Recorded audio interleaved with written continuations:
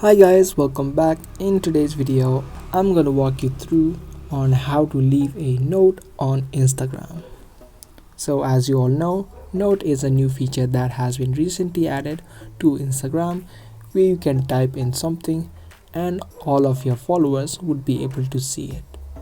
To leave a note and add a note on your profile, you can simply tap on the chat section on the top right. And after you do that, you'll land on the chat section where you'll be able to see all of the notes that people have left. To add in your own note, you can simply tap on this plus icon on your picture right here. And after you do that, you can now type in anything that you want to add to your notes. You can type up to only 60 letters and you'll have two options where you want to share it. If you choose the first option, everyone that follows you would be able to see it. And if you choose the second option, which is close friends, only the people who you've added to your close friends list would be able to see it. Choose the option where you want to share it and tap on share on the top right.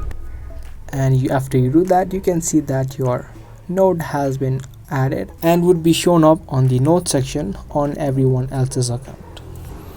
Now if you guys enjoyed and found this video helpful, don't forget to give this video a thumbs up.